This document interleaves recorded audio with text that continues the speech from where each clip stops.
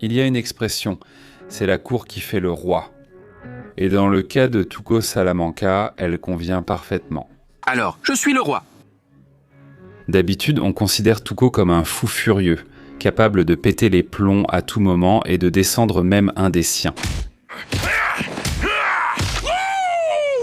Mais sa véritable influence ne repose pas tant sur la peur que sur les gens qui sont en dessous de lui dans la hiérarchie du cartel.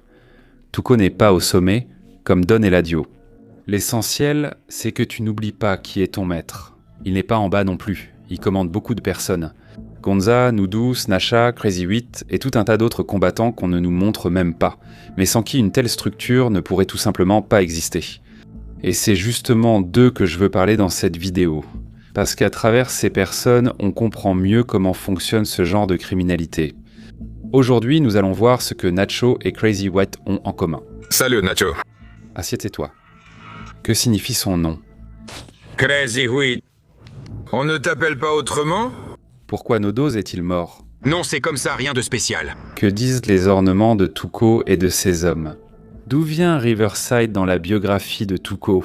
Au 107e, Tuco et moi avons travaillé avec des motards à Riverside. Et voici les environs d'Hollywood. Et à quel point la série montre-t-elle de façon réaliste une structure criminelle locale comme celle de son gang?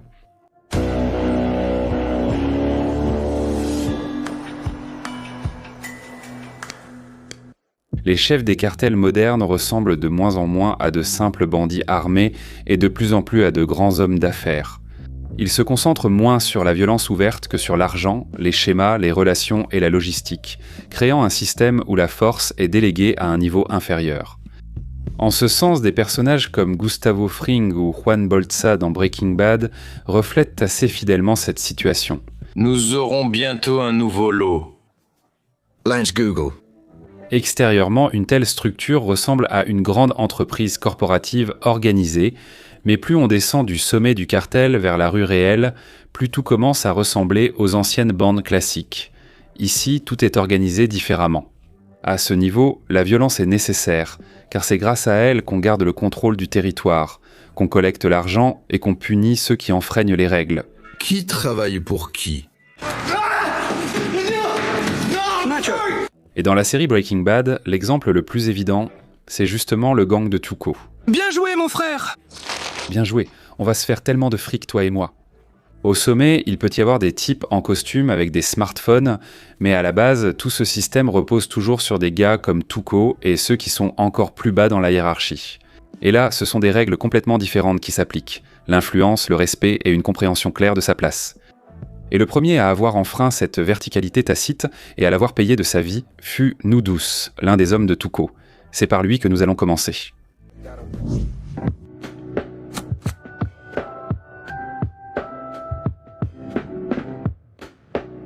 Nudus fait partie du cercle rapproché de Tuco.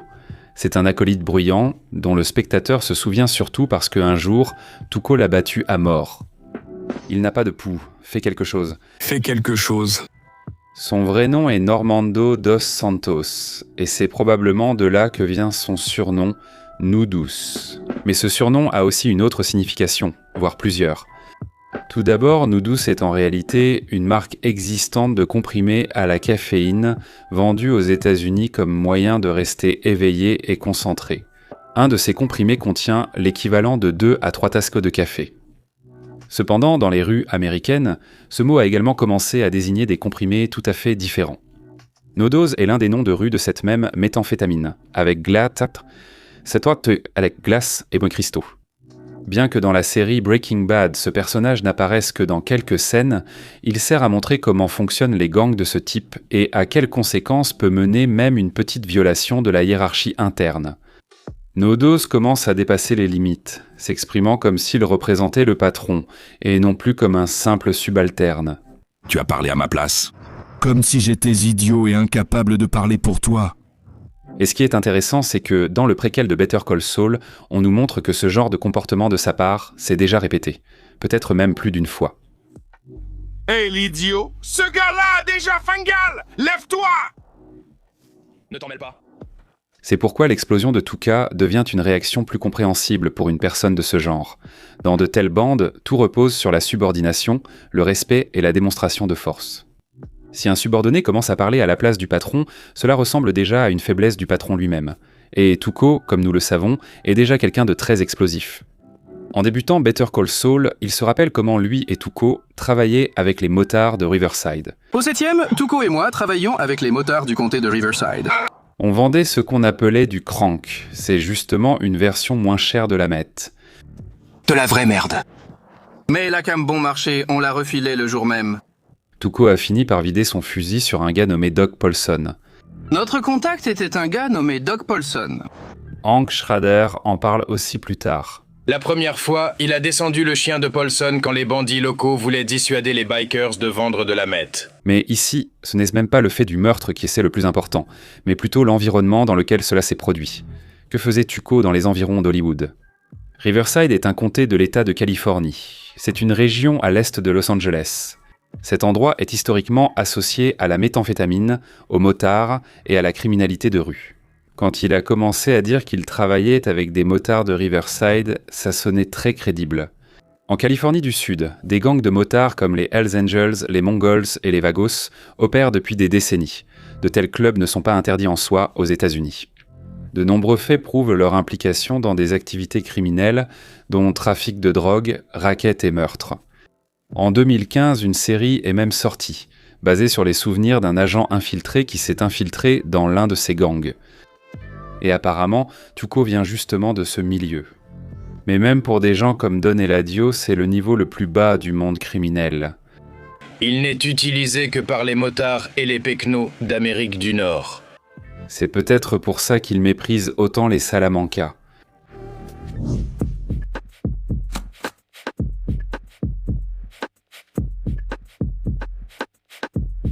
La personne la plus proche de Tuco après, c'est Gonzo, alias Alvaro González. T'es vraiment un génie, putain. Ouais, un génie. Contrairement à Nodoz, c'est un parent. Chez les Salamanca, la famille Prime. Dans Breaking Bad, il est dit que Gonzo est le beau-frère de Tuca. Ils ont trouvé son corps à la décharge à côté du cadavre du beau-frère de Tuca, surnommé Gonzo. Il est marié à sa sœur, ce qui signifie qu'il bénéficie d'une grande confiance. Gonzo aussi n'a que très peu de temps à l'écran. Mais même en quelques scènes, la série parvient à lui donner sa propre petite histoire. À la fois comique et tragique. Et indirectement, elle est liée à l'élément le plus marquant de son apparence, une énorme croix suspendue à une lourde chaîne. Au début, on dirait que ce n'est qu'un élément du style de bandit, un bijou qui ne signifie rien de vraiment important pour lui. Mais plus tard, lorsque Tuco tue Nodoz, Gonzo dit soudainement que laisser le corps ainsi ne serait pas très chrétien. Mais Tuco, tu ne peux pas faire ça, mon frère. Les rats vont le dévorer ici. Ce n'est pas chrétien. Il s'avère que la personne directement impliquée dans des activités criminelles et le trafic de drogue se considère elle-même comme chrétienne. En réalité, il n'y a rien d'unique là-dedans, et cela arrive assez souvent. Dans le milieu criminel, la religion existe souvent, à la fois comme une habitude et comme une justification intérieure. C'est une façon de conserver l'impression de ne pas être totalement perdu. Il est difficile pour une personne de se percevoir comme complètement déchue, et c'est pourquoi la foi devient un moyen de réconcilier dans son esprit sa propre cruauté avec l'image qu'elle a d'elle-même comme étant encore une personne normale. Mais le plus intéressant arrive ensuite. En essayant de traîner le corps de Nodoz sous les voitures pour qu'il ne soit pas dévoré par les rats, Gonzo se coince la main et il se vide simplement de son sang. Juste un costaud. Il déplaçait le cadavre de ce type-là. Et là, les voitures lui sont tombées dessus. C'est sur ce moment que j'aimerais m'attarder. Vous vous souvenez comment, dans Better Call Saul, Mike retenait Tuca jusqu'à l'arrivée de la police. Il le tenait par sa chemise et aussi par une grosse chaîne massive. Attends, mains en l'air, vite! Et là, j'ai eu une supposition. Est-ce qu'il ne serait pas arrivé quelque chose de similaire à Gonzo ? Il aurait très bien pu accrocher sa grande croix à l'une des machines, provoquant ainsi l'effondrement qui a finalement causé sa mort. Si c'est le cas, même si ce n'est bien sûr qu'une supposition de ma part, c'est très symbolique. Il y a là quelque chose qui ressemble à une sorte de châtiment pour l'hypocrisie intérieure.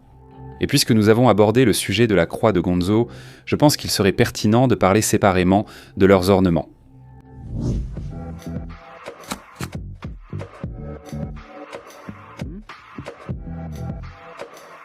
En observant attentivement les gens de Tougj, vous verrez que tous portent un accessoire visible.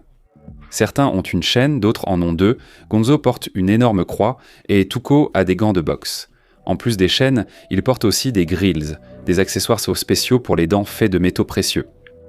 En réalité, dans le milieu criminel et parmi les bandits, les bijoux font très souvent partie d'un code visuel. Ils montrent le statut, l'argent et l'appartenance à un certain cercle.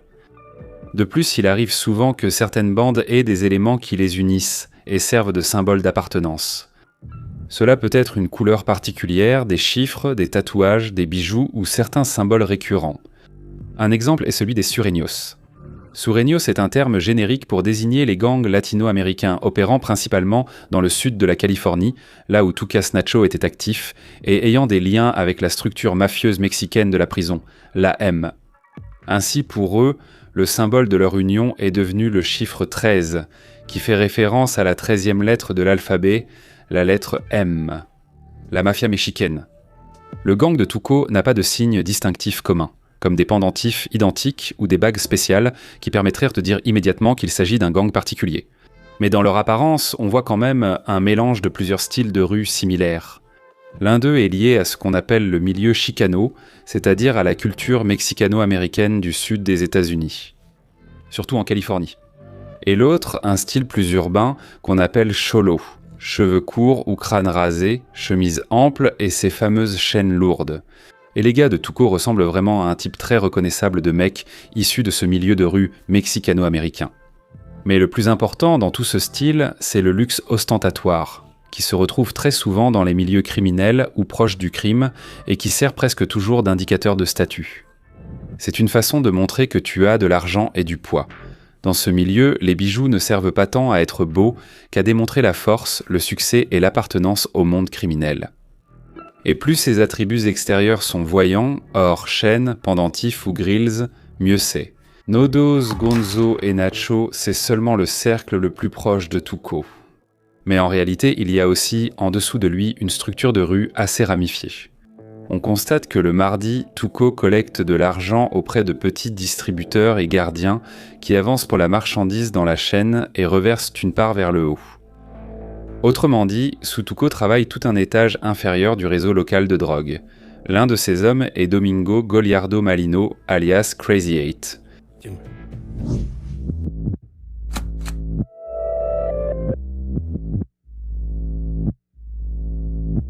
Crazy 8 n'est pas non plus un simple gars de la rue, mais un homme du niveau supérieur. Un petit grossiste, un intermédiaire et un distributeur par qui la marchandise descend plus bas. Ce n'est pas un simple garçon de course, il a un poste plus élevé. Sous Crazy 8 lui-même, à son tour, il y a aussi ses propres coursiers et dealers de rue. C'est l'opérateur local sur lequel repose le fonctionnement quotidien de l'économie criminelle. Ces gens-là n'ont pas le statut de Tuco ou de Gus, mais sans eux, le réseau ne fonctionne tout simplement pas. Ils savent à qui donner ou récupérer, où cacher la marchandise et comment protéger les supérieurs. Eh bien, tu vois, Starbucks, il y en a à chaque coin de rue, et Crazy 8, c'est un peu comme celui qui leur vend le café. Son nom a une histoire particulièrement intéressante. Dans une scène de Better Call Saul, on voit un centre commercial avec l'enseigne Crazy 8 à l'arrière.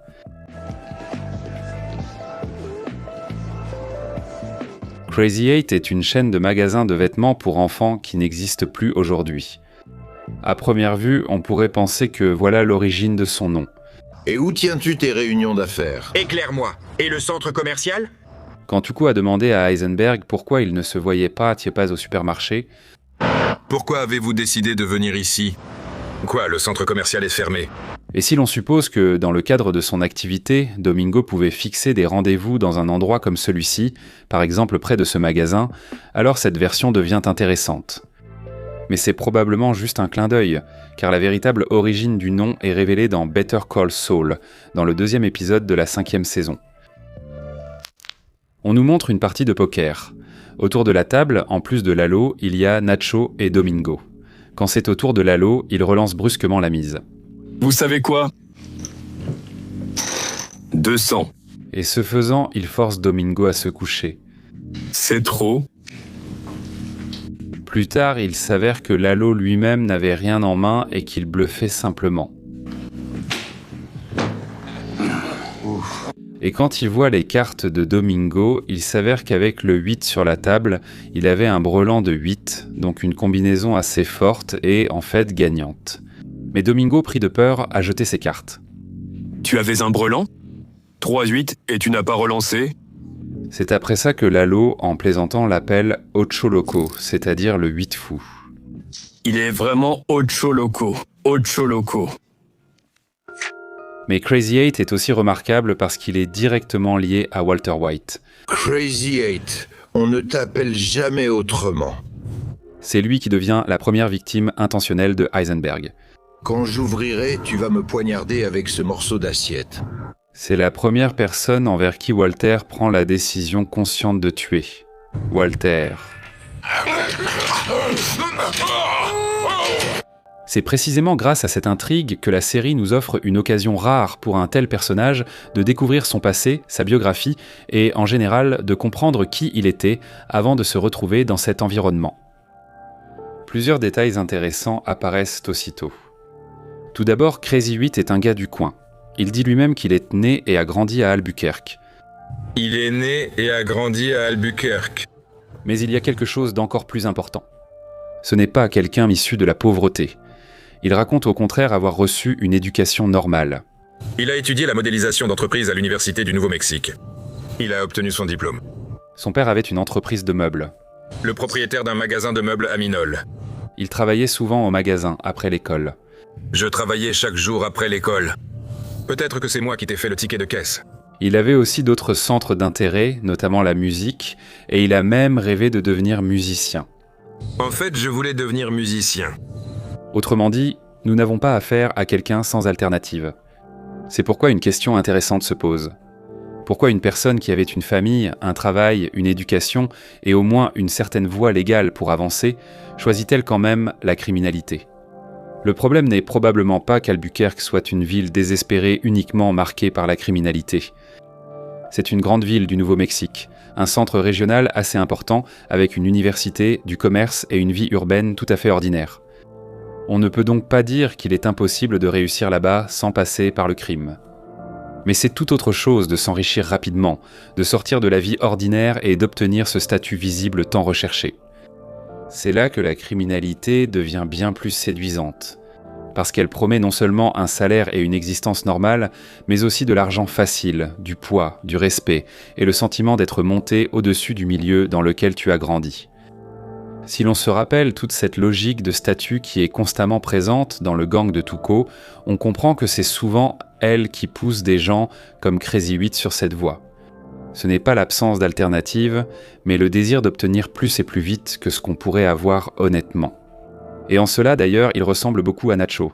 Ce n'est pas un hasard si l'on apprend plus tard que les familles de Nacho et de Domingo se connaissaient et étaient en amis. Comme le père. Oui, ça va. Mon père vous amènera dans sa Corolla. Nacho, contrairement à Domingo, n'a pas reçu une éducation aussi prestigieuse. Mais lui aussi avait une voie tout à fait réelle et légale. Il pouvait gagner sa vie honnêtement en travaillant dans la petite entreprise de son père, un atelier de sellerie automobile. Mais c'est une chose de faire un travail dur, lent et modeste, et c'en est une autre de gagner de l'argent rapidement, d'avoir la possibilité de gravir les échelons, de se distinguer et d'obtenir ce statut et ce respect auquel, comme il deviendra clair plus tard, Nacho aspirait vraiment. Qu'est-ce que je veux ? Du respect. Si on prend tout ensemble, le gang de Tuco dans la série a l'air plutôt convaincant, comme une cellule de base à l'intérieur d'un grand système criminel. On y voit aussi une subordination stricte, la collecte d'argent du bas vers le haut, les petits coursiers et les distributeurs locaux. Et ici, il faut rendre hommage aux costumiers et aux scénaristes, qui n'ont pas simplement écrit de petits criminels pour l'intrigue, mais ont essayé de montrer la logique même de ce milieu. Et à mon avis, c'est plutôt réussi. Ce n'est pas étonnant, car de vrais agents de la DEA ont même été appelés comme consultants. Donc bien sûr, ce n'est pas un documentaire devant nous, mais la structure même supervisée par Tuco paraît crédible. De plus, même les acolytes de Tuco, malgré leur temps d'écran limité, ne sont pas de simples figurants.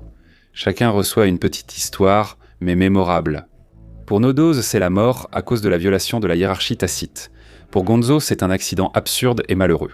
Pour Crazy 8, on montre déjà comment un homme ordinaire se retrouve impliqué dans ce système. Si cette analyse vous a plu, soutenez la chaîne pour qu'il y ait plus de vidéos comme celle-ci. Et si c'est votre première visite ici, n'oubliez pas de jeter un œil à la page d'accueil de la chaîne. Vous y trouverez des analyses de tous les personnages de l'univers de Breaking Bad, ainsi que beaucoup d'autres choses. Et bien sûr, dites-moi dans les commentaires quel personnage vous aimeriez voir analysé ensuite.